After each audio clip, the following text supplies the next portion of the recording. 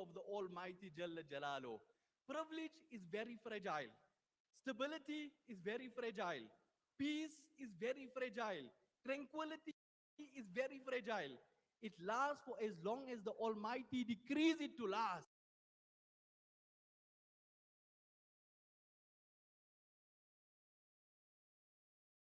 And then it ceases to exist when the Almighty decrees for it to cease to exist. So this privilege, we need to take it and look at it holistically and put it into context that the privilege demands a responsibility. And this responsibility is on the shoulders of every member of this community. You see, when the Prophet Muhammad sallallahu alaihi wasallam migrated to Medina, then amongst his first sayings in Medina gives us a blueprint of how we should live as a community. And the unique thing about this narration is not narrated by a person who was a Muslim at the time. It is narrated by a person who was a Jew at the time, because there was integration. And the benefits of his efforts was that everybody was benefiting universally. At this point, I challenge all religious organizations, allow your services to service your constituency, your religious group, but allow your services to extend beyond that and serve all of the community, as the Prophet Muhammad was sent as rahmatan lil alameen, as a mercy to the universes. So amongst his first words in Medina which he delivered was to the people of Medina, Ya ayyuhan nas, O people, afshu salam, make salam, greet people, make salam common amongst you, afshu salam, greet people, wa at'imu ta'am, and feed the people, wasilul arham, and maintain family ties, wasallu bil layl, wannasu niyam, and devote yourself in the late hours of the night when everybody else is asleep, tadkhulul jannata bi salam, and you will, by result of these actions, you will enter into heaven with peace. So let me just repeat it. The blueprint of any well-functioning society. Ya ayyuhan nas, O people, afshu salam, make salam common amongst you. Wa at'imu ta'am, and feed the people. Wasilul arham, and maintain family ties. Wasallu bil layli wan nasu niyam, and devote yourself in worship when everybody else is sleeping. Tadkhulul jannata bi salam. The result will be you will enter into heaven with peace. In fact, one of the projects we can do as a community, we put up a large sign at the entrance of Roshnee as a reminder. Welcome to Roshnee. In this town, we greet one another and we feed one another and we maintain family ties and we pray at night even when others are asleep. So welcome into this town with peace. I use this opportunity to welcome all of you with peace, as the words of Sayyidina Rasulullah sallallahu alaihi wasallam were. If you implement this blueprint, you will enter into heaven with peace. May the Almighty give us the understanding. Say Ameen or something. Jazakallah khair. I'm going to call upon Qari Naeem Shunara to recite a short qira'ah, and then we'll hand off back to the MC, inshallah. Jazakallah khair.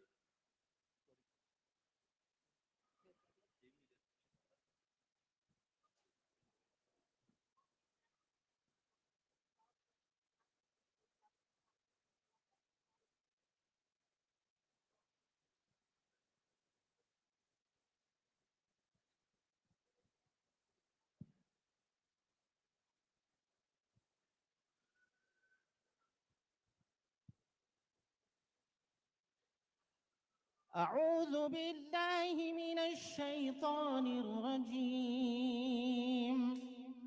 بسم الله الرحمن الرحيم. إنما المؤمنون خالة فأصلحوا بين أخويكم واتقوا الله لعلكم ترحمون. يا أيها الذين آمنوا لا يسخر قوم من قوم عسى أن يكونوا خيرا منهم ولا نساء من نساء عسى أن يكن خيرا منهن ولا تلمزوا أنفسكم ولا تنابزوا بالألقاب بئس الاسم الفسوق بعد الإيمان ومن لم يتب فأولئك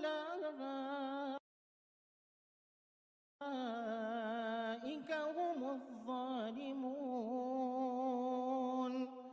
يا أيها الذين آمنوا اجتنبوا كثيرا من الظن إن بعض الظن إثم ولا تجسسوا ولا يغتب بعضكم بعضا أيحب أحدكم أن يأكل لحم أخيه ميتا فكرهتموه واتقوا الله إن الله تواب رحيم. يا أيها الناس إنا خلقناكم من ذكر وأنثى وجعلناكم شعوبا وقبائل لتعارفوا إن أكرمكم عند الله أتقاكم إن الله عليم خبير. صدق الله العظيم.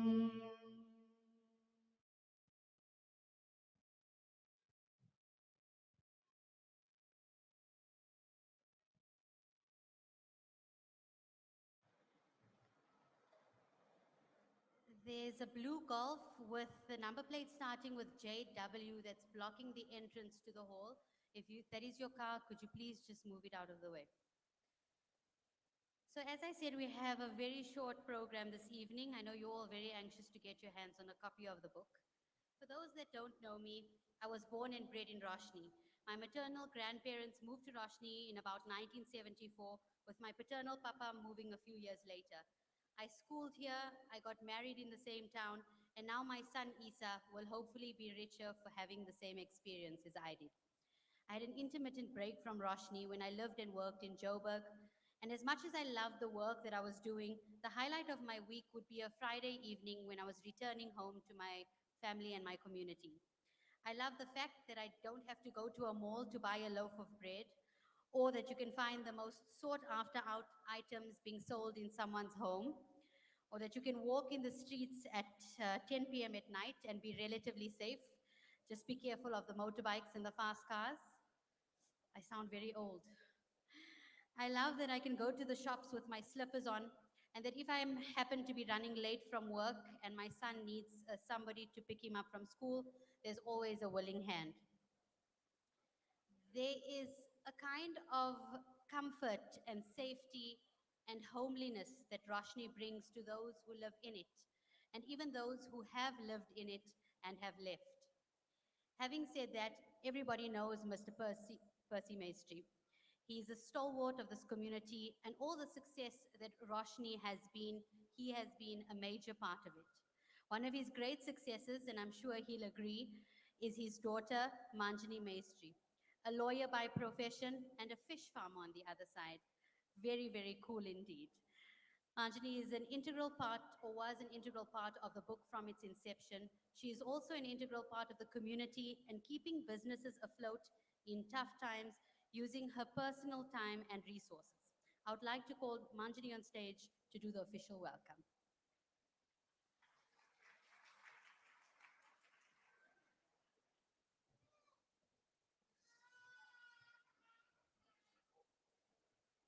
So let's be honest with each other.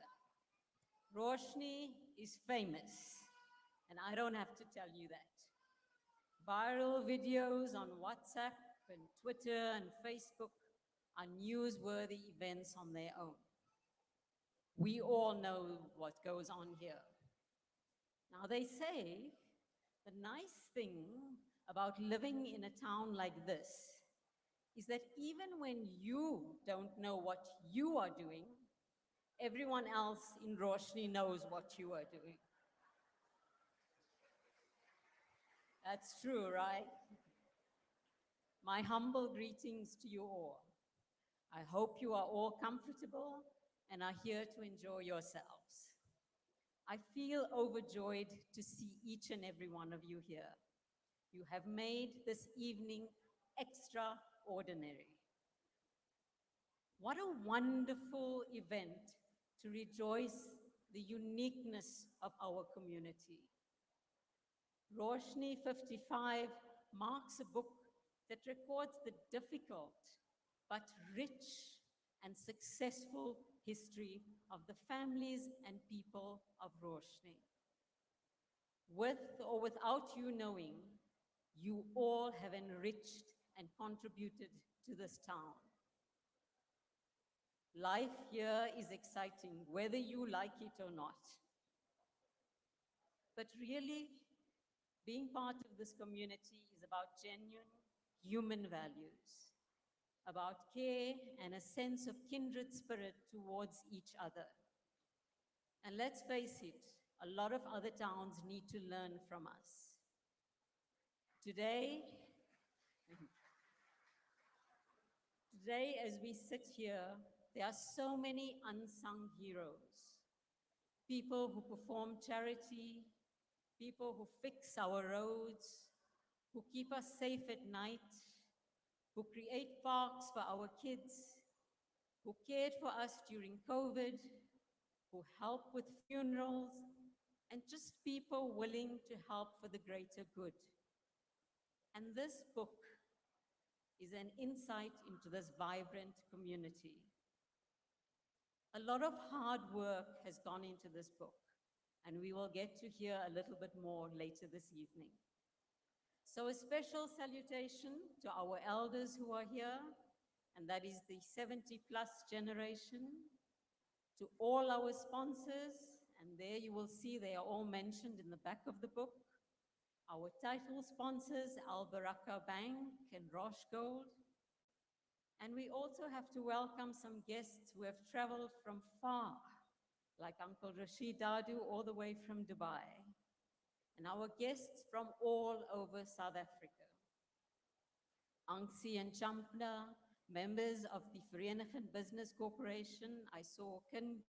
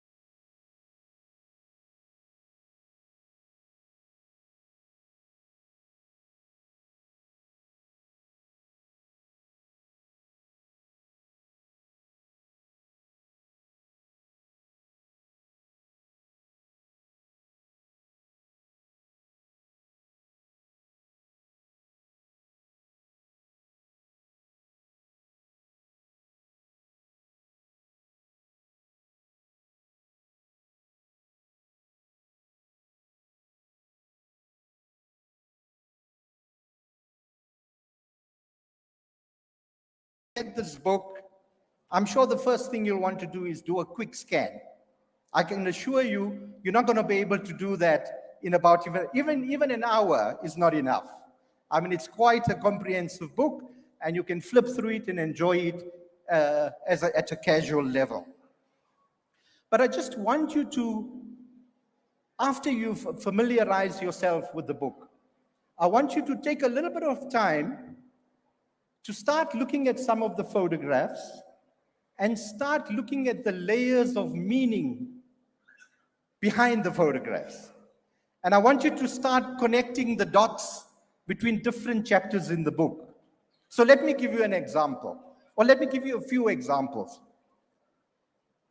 There is a photograph under the business chapter of Iqbal Kaji in his radio repair shop. Now that photograph is here in the exhibition, right? Now, you know, we used to call him Kimo, right? So to many, that's just a picture of Kimo in fixing up his radios. But I want you to think very carefully, because you see, Iqbal Kaji in that radio repair shop trained all the nephews in the family to become radio technicians and to learn to fit radios. And from that training, you find that many, many highly successful businesses were established. Uncle Musa, you have Aziz who learned under Kimo. We have Riaz Chunara. We have the owner of this hall, Rashad. If you ask Rashad, where did he get his start in life? It was with Iqbal Kaji. So when you look at that photograph, I mean, all you might see is this humble man, radio technician fixing radios. But look behind that and make the connections, and then the book will suddenly have meaning. There's another photograph, again in the business section, taken in the 50s, when Rally Cycles invited Indian businessmen who were trading with bicycles to the factory in Vereeniging. Now, when you look at the photograph, there's a large group of Indian businessmen standing in front of the Rally Cycle factory, and Cindy is here. I think she'll remember that building very well. Now, the question that you have to ask yourself when you look at that photograph is, why would Rally Cycles only invite their Indian customers? I mean, I'm sure they had other customers of other races as well. And immediately you begin to appreciate that in the 50s, that was the nature of business. It was highly segregated, and that was the apartheid years. And that's the story that you will see behind that photograph. One of the most amazing photographs in the book that we unearthed, and Yusuf Mullah, it came out from your family collection. You didn't even know you had it. And you still don't know you have it, because when you entered, you still had no clue about this photograph. It is a Vereeniging football team photograph that we managed with expert analysis. They interpreted, and we've worked out that it was taken in 1915. Now, a football team in 1915, I mean, that's quite a remarkable photograph. And the clue that really gave away the age of that photograph was in the photograph, you see a very young teenage boy by the name of Suleiman Dadabai. I mean, as a young teenager in the book. And that's another remarkable photograph, and I hope you appreciate and enjoy that one. I love the photograph of the Saleh family. There's a photograph taken in 1945. There's Hagbay Saleh sitting. He's 35 years old. He's got his 10 children with him. And his wife, Hawa, is standing there and she's smiling. I thought you'd get that. It's just a wonderful family portrait. I mean, those days are gone where we go to the studio and take a family portrait. But some of those that saved those photographs, many of them appear in the book, and I hope you'll appreciate them. There are more than 3,500 photographs in the book, and I could talk on and on about them.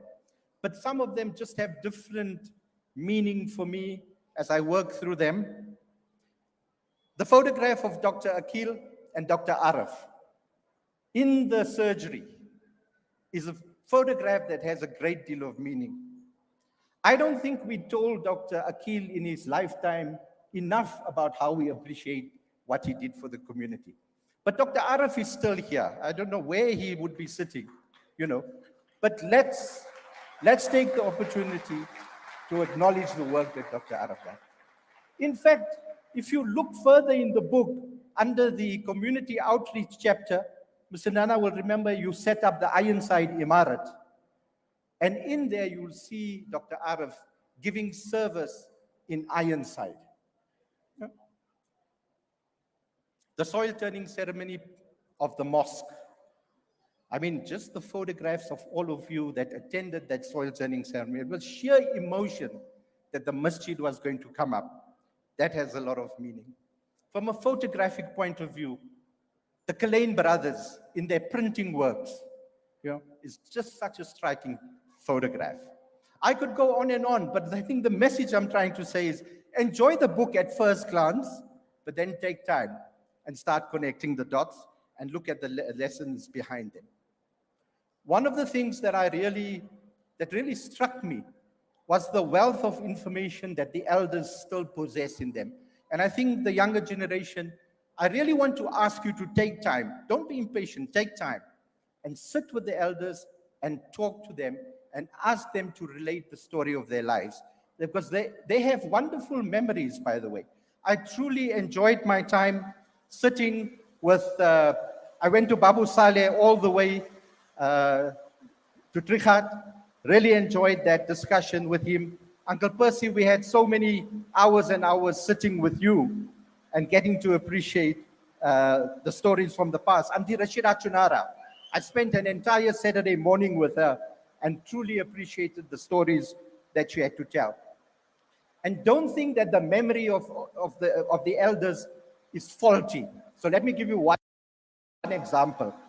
I had this Vereniging School photograph, and I only recognized one very distinctive face in the photograph, and that was Uncle Musa Belisha sitting over here. So I took the photograph to Uncle Musa, and I said to Uncle Musa, tell me, is that you? And he says, yes, that's me. I said, when was this photograph taken? He says, that's 1949. I said, 1949? I'm sure you don't remember all your classmates. He says, of course I do. Let's start. And he went through the entire class, and with the exception of maybe, I think, 3 names, Uncle Musa, it was about 3 that we couldn't identify. He remembered all of them. What an amazing memory. But it must be hereditary, because when I went to sit with Hafiz Belisha, I mean, he remembers absolutely all the details of his life. But that was really wonderful. So we must take time to sit with the elders. Some of the most difficult choices that I had to make while putting this book together, and this is the one that at some point I actually felt like giving up on this book, because this was just the most difficult thing to do. I had taken a deliberate decision that I was not going to make a book that was only historical in nature, but I would include the young generation so that they could also feel a connection with the book. So to achieve that, I took lots of photographs of our schools, and especially our nursery schools, because 50 years from now, they'll appreciate some of those photographs. But the hardest thing was when I was sitting at my computer with a folder of 2,000 images of the most beautiful children and 30 spaces to fill. I mean, that was just an impossible choice. And that was very, very hard to do. But the book was finally put together. This book is not an academic study. When you do a piece of academic study, then you do levels of verification. When Ismail Vadi does a book, he wants 10 pieces of evidence before you can say something happened. So if you told me you were born in top location in 1959, I didn't ask you for your birth certificate, and I didn't ask the neighbor to confirm that indeed you were born in top location. That's an academic study. This book is anecdotal. People have told us stories, And sometimes the memory is faulty. So if we got some of those facts wrong, please understand that that is in fact the nature of this book. It is not an academic study. When I reached the end of the book, Mamshad is here, he was our graphic designer. I mean, literally when we were right at the end, and I mean, we're going to talk a lot about Mamshad, there was suddenly space at the beginning. There was a blank page. And, I had to decide what to do with this blank page. And then somebody said, well, it's not uncommon for an author to put a dedication, and I thought, well, that's a good idea. Let me put a dedication there. And I just want to read to you the one sentence that appears at the beginning of the book. And then I'm going to tell you a little bit about how that sentence came about. So this is the dedication in the book. It says, this book is dedicated to the men and women of Roshnee who placed the interest of others above the self and thereby built a community. Now you might think that's brilliant, but it's not. I was paying attention. I was paying attention because in 2005, Mr. Nana spoke at the Roshnee Islamic School Awards. And his topic that day was that true leadership is when you put the interest of somebody else above yourself. And if you were to ask me, what is the theme of this book? What is the story of this book? That is the story, where people put the interest of somebody else above themselves. And you will see from start to end the story of sacrifice, of people doing for others when they could have done instead for themselves. And so I think that dedication is very appropriate, and I think that that is the theme. Now, I know there's a vote of thanks coming, but I'm tempted to take a few things away from Ahmed Lambat, who's going to do the vote of thanks, because there's a few things that I have to say. And I really have to thank all my family members, all of them. I won't mention all of them by name, but they were really instrumental in getting this done. But I also just want to mention a few people. Soon after I'm done here, we're going to hand out a photography award called the Isub Gattu Award. And I'm really pleased, Asma and Zahira, you are here. I'm really pleased that you are here, that we can honor Isub, because this book was very much Isub's vision. Unfortunately, he passed away in 2017, and so he didn't get to see this event. But really, if he was here, he would have really been a huge contributor to this event. And so I must mention Isub. And then, of course, he's going to come up on stage later. Harun, thank you so much for all the support. Harun has been with this project from the very inception, from the time we conceptualized it, sometime in the 1990s. And then we went through phases when we really didn't do much with it. But Harun has been with us every step of the way. And Harun, thank you for your enormous support and your dedication to this project. And I mean, you have a wonderful grasp of our community history. And so I couldn't have called on somebody better to walk with me through this journey right up to the end. Even now, you're still here, seeing this through to the end. But we will have, you will come up and you will say something. And I know you want to talk about the community interests and the community issues. So you will take up that theme. And then, of course, the inspiration for me has been Mr. Nana, a true leader in this community. His wisdom and guidance and leadership has really been a driving force in this community.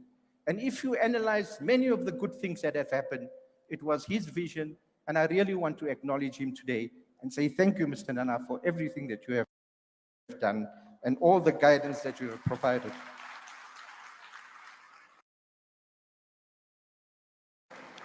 Now, I don't know if Ziad Dedabai is here.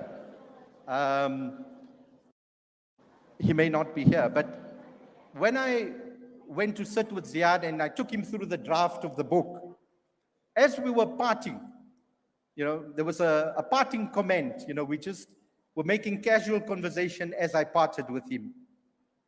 And I said this to him. I said, you know, Ziad, in life, sometimes you must try the impossible. Because you see, if it succeeds, then you can't take credit for it yourself. You have to ask, how did it happen? And so there was, this project looked like the impossible. And the only reason why it has come about, and today we actually have the book, is because it is the will of the Almighty. It is He alone that makes these things happen. And so we acknowledge that. I have been indeed blessed to have grown up and lived in Roshnee. I in fact feel as if you are on the stage and I am the audience, because I talk to you as the community of Roshnee. I grew up here. This town gave me my education.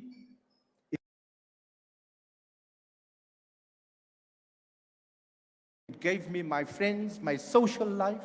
I've been involved in the sporting life of this community, the civic life of this community, the politics of this community, the arts and culture of this community. And Roshnee has given me everything. So what more could I have asked for than to take, albeit so much of time, to put together this book, which is a tribute to you. I hope you enjoy the book. Thank you very much.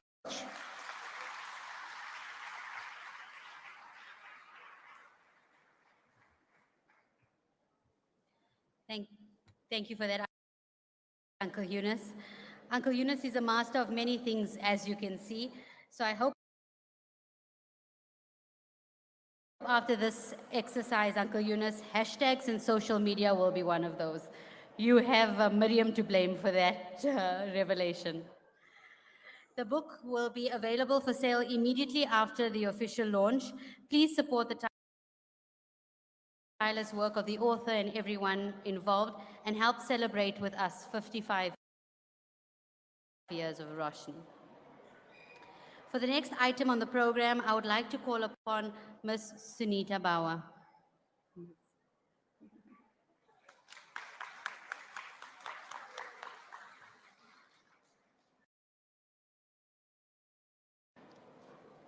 The award.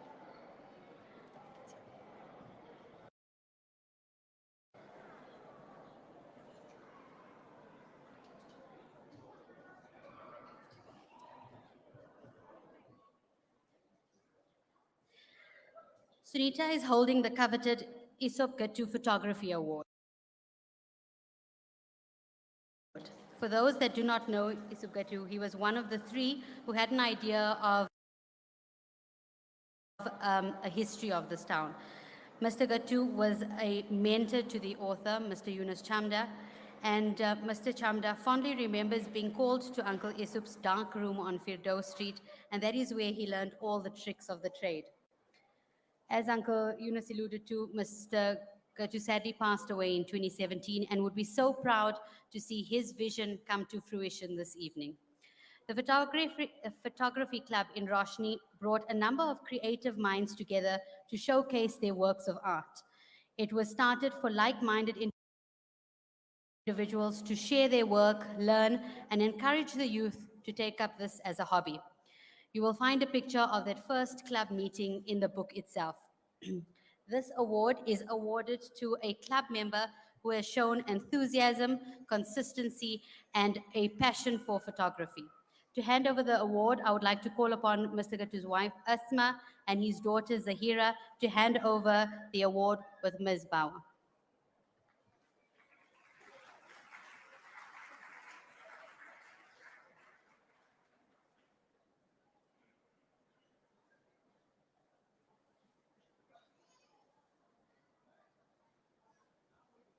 Inside so the cameras can catch you. So you can come inside so the cameras can get you.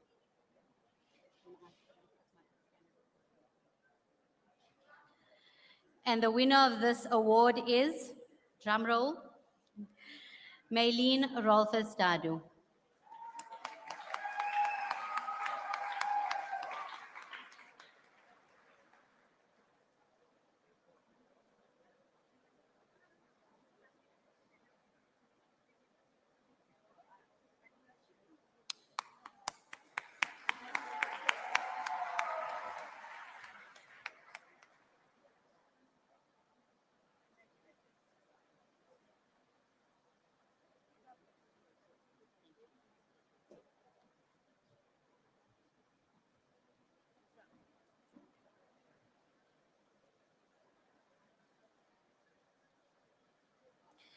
When the author decided to include a short narrative of each chapter, instead of writing these himself, he invited Mr. Harun Porchi to contribute to these narratives.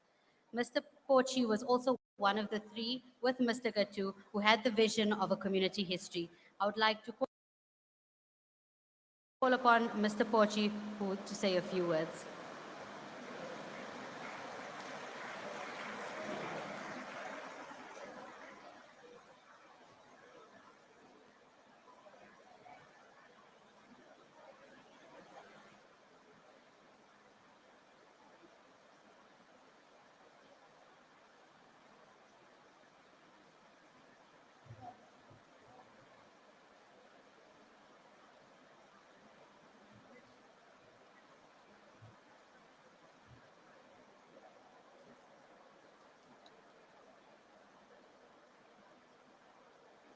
Assalamu alaikum, good evening, namaste. You know, we sit here and we've got these blessings of rain that is showering upon us. When we were planning, we said 70% chance of rain, it may be a washout. But look at how nicely it is.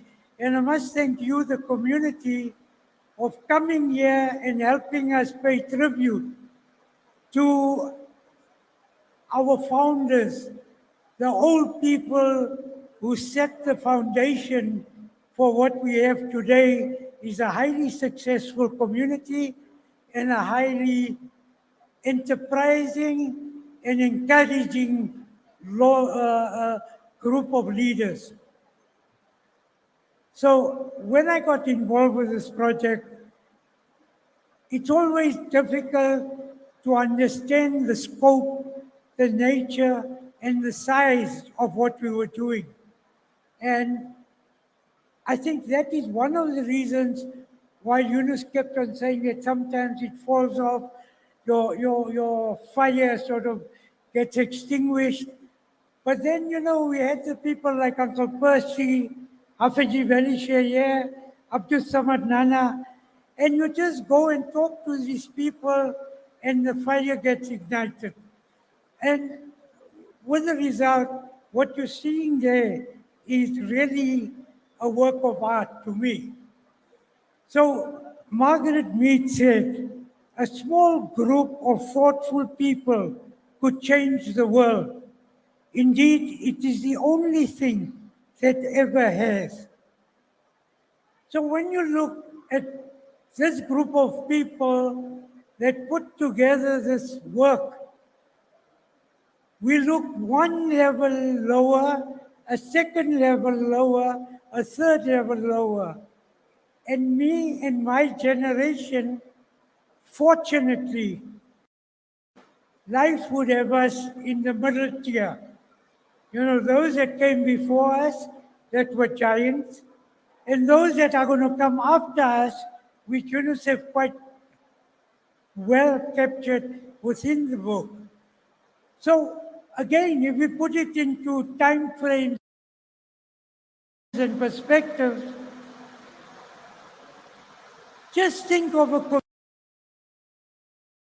community, not wealthy, living in a not organized society, suffering under apartheid, not really having economic freedom to grow and to create opportunity. You know, you couldn't get bank loans, you couldn't get credit. It's only at the hands of the wholesalers that you could develop a little subsistence business. And then you can get to my generation, which is really in the 70s. We were the first at Roshnee Secondary School. We were the first, and I see one of our ex-teachers who went to study in the UK, Dr. Rashid Chamda, who came from Swaziland, and he taught us on how to do chemistry and science. And I'm always thankful for Uncle Rashid for having been our mentor. And I think that is it. It was just the opening up of the community and the society. So what happened was that it gave us the opportunity to build the bridge between the past and what is coming into the future. And the rest is history. My generation went to university. That was followed by all generations thereafter getting tertiary education. If you look in the book, you will see the number of professionals that this community has produced.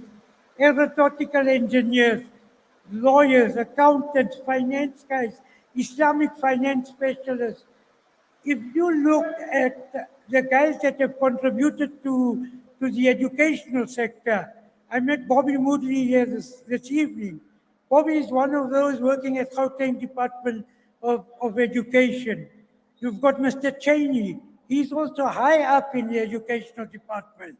Mohammed Kaka, Ayub Kaka's son, he's CEO of Al Baraka Bank. There's a Sarang chap, his name escapes me. He's head of Islamic finance at Standard Bank.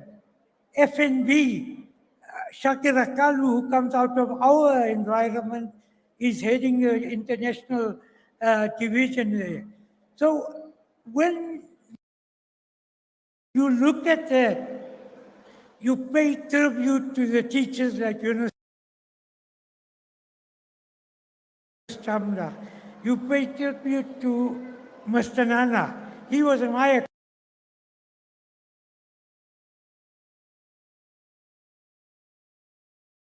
accounting teacher. Roshnee was the first school where he was appointed. He used to give us challenges to sort accounting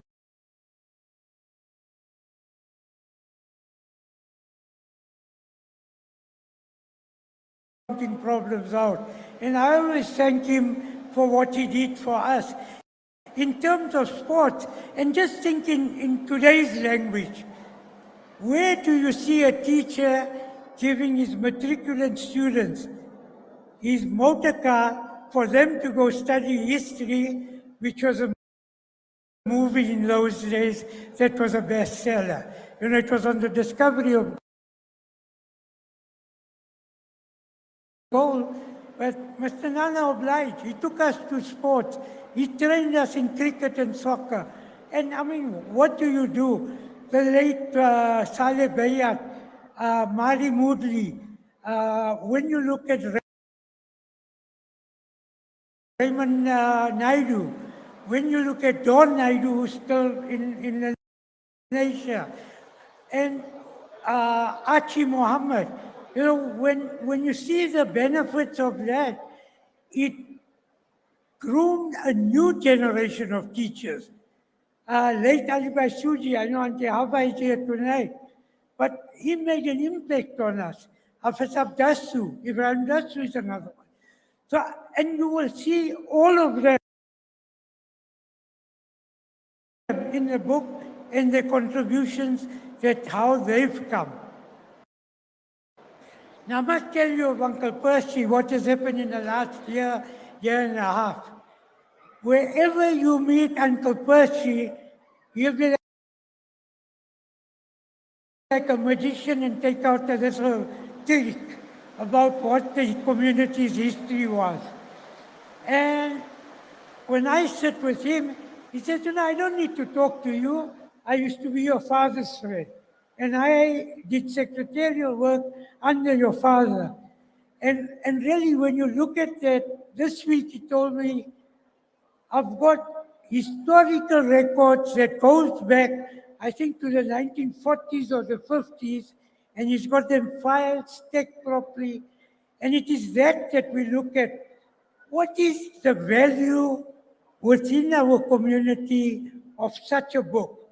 And I come now to the next generation before I'm asked to leave. Otherwise, I'll keep you too long. So when you look at that foundation and the history that has come, the next generation, and if you look at the kids that came through, I met Mama Child Abdul, who's here. He's part of the diplomatic corps in Maputo. I mean, somebody that has come out of our community. Ibrahim Saleh, head of foreign affairs, ambassador to Jordan. When you look at what our community did, and it's covered in the book, for Zima Vavi at the height of the apartheid thing. They found accommodation for him, and he was shielded and hid in this little town of Roshnee. He was given a flat, totally incongruent, and he managed to stay here until the danger was open. So if you look at that, obviously from an educational perspective also, people like Mr. Kesam, Madam Chetty, Mr. E.H. Tunara. Mr. E.H. Tunara was my teacher in Standard 1. Now that we're talking about maybe 1961, 62. And I mean, he went up right up to the end of primary school.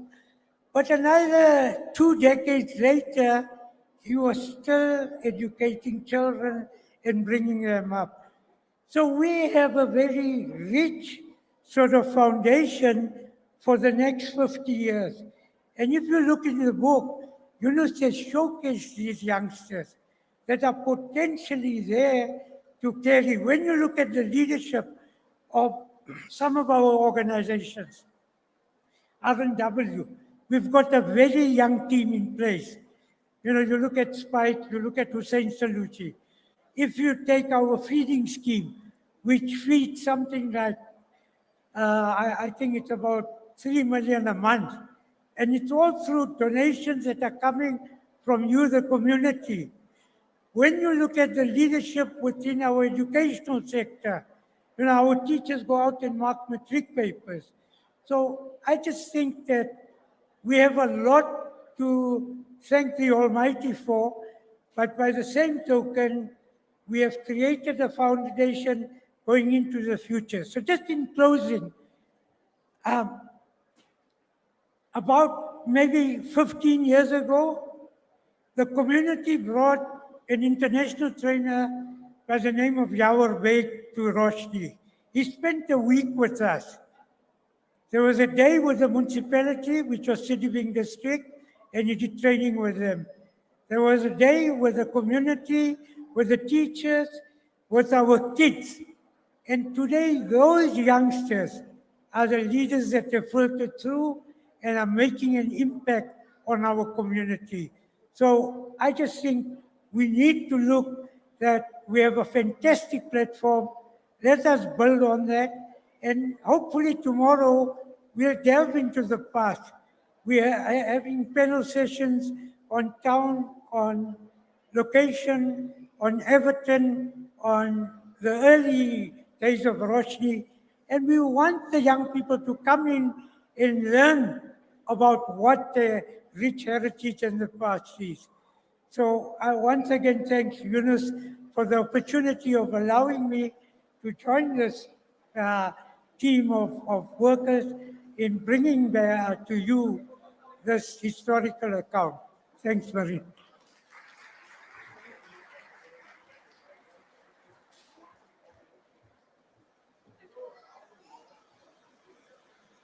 The first book, book number 1 as it's called, is hot off the press, like we like to call it in the media circles. I know it's quite loud with the rain, so I hope you can hear me at the back. If you can't, please let us know. It's probably the most sought after item here today. So who would like to get their hands on it? Nobody? Good to see. Let me rather get the professionals to do the business. We are now going to auction off book number 1. This project in its entirety has been a non-profit project. The money that is raised here this evening from the book sales and from all the events over this weekend will go to the many charity causes Roshnee engages in. With that said, let's take the checkbooks out, or as my Isa would say, it's time to tap your card. Our auctioneer this evening is a schoolmate of mine and now part of the Foreign Diplomatic Corps in South Africa. He lives in Mozambique, but he's still very much involved in the community. Mr. Mohammed Shahid Abdul, he's the South African ambassador to Mozambique. The stage is now all yours.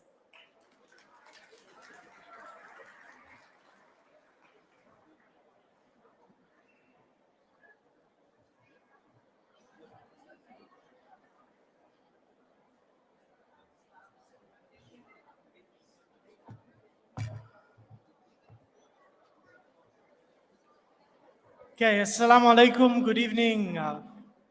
Roshnee, it's been a while,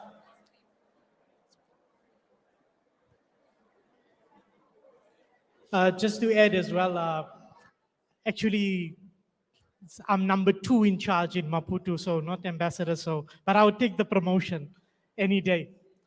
So assalamu alaikum and good evening to everyone. Thank you to the program director, of course, Mahrin. So we're here to auction the book today.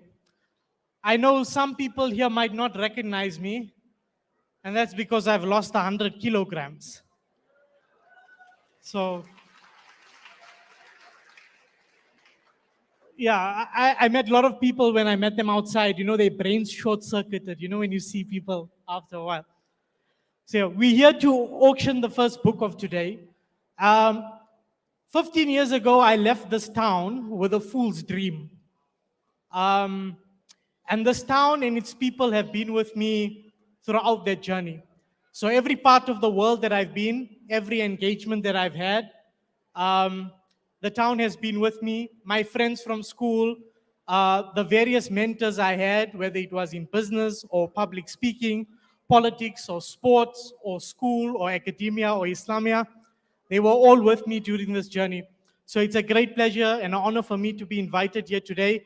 And again, I would like to thank once again Uncle Yunus Chamla for all his work in putting this book together. And just a quick FYI, people might not know this. For the small town that Roshnee is, we've produced 3 diplomats. And I don't think many other towns anywhere in the country can actually claim that a town of the size of Roshnee has actually produced 3 diplomats, which includes Ambassador Saleh, who's in Jordan, Inayata Ismail, who was our deputy head of mission in New York, and myself, of course, from the current generation. So I think we're going to get the book auction started. So just to explain the rules, this book is the first book that has been published. So everyone should be fighting to get their hands on this book. We're going to be starting the bidding at around 4,000 Rand. We'll start there. All the money is going to charity, is going back to this community that we all are. And we know one of Roshnee's greatest legacies is that we've always contributed to any cause out there. So whether it was a cause in our town, whether it was a cause abroad, we've always contributed handsomely in terms of assistance. So this is where we're going to be starting the bidding at 4,000 Rand, and we're going to be working our way up. So please let us be very, very generous in our bids. And if I don't start getting bids, I'm going to start calling people by name. And I remember people by name as well. They might not remember me. So we're going to open the bidding. So it's book number 1 of the Roshnee 55. Can we open the bidding for 4,000? 5. We got 5. 6. 6,000. 7. Can I get 7 from somewhere?